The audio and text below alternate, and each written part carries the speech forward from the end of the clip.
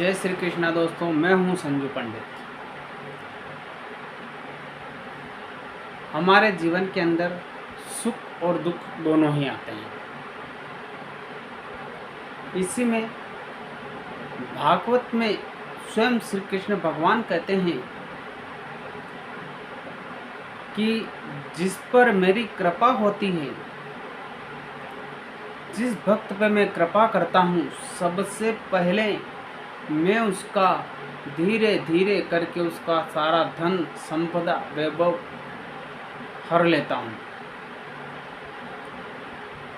उसको निर्धन कर देता हूँ, उसको दुखी कर देता हूँ। उसका परिवार समाज कोई भी सपोर्ट या सहयोग नहीं करते हैं, मैं परिवार से भी उसको दूर कर देता हूँ। तब वह दुखी होकर के मेरे शरण में यानी कि दिन रात मुझे ही भजता है।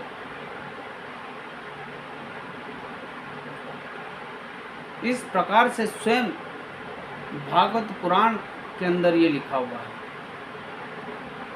इस प्रकार से ही, इसीलिए तो स्वयं कृष्ण भगवान की बुआ जो कुंती है, उनसे जब कृष्ण भगवान ने पूछा था तो तुम्हें बुआ क्या चाहिए, तो बुआ ने भी क्या मांगा था? दुख ही मांगा था।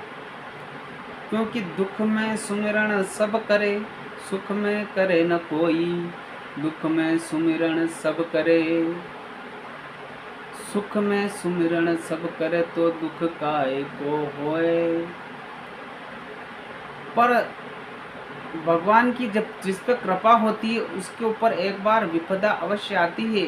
उसकी परीक्षा स्वयं भगवान लेते हैं, और भगवान परीक्षा लेते हैं तो उसकी धन संपदा वैभव यश कीर्ति सब कुछ उससे हर लेते हैं।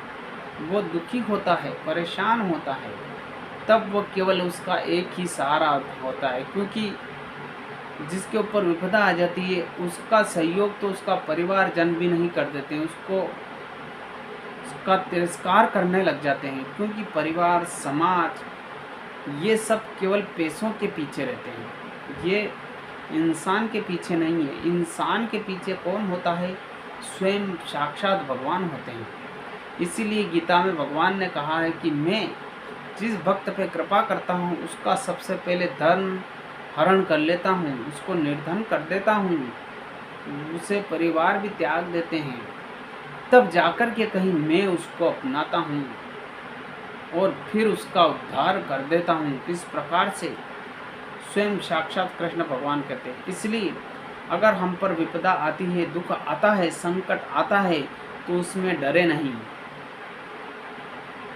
ऐसा आते अगर अपने को लगे तो हमें भगवान के शरणों में रहना चाहिए, भगवान को ही भजते रहना चाहिए, भगवान का जप करते रहना चाहिए, निरंतर भगवान को ही भजते रहना चाहिए। वही,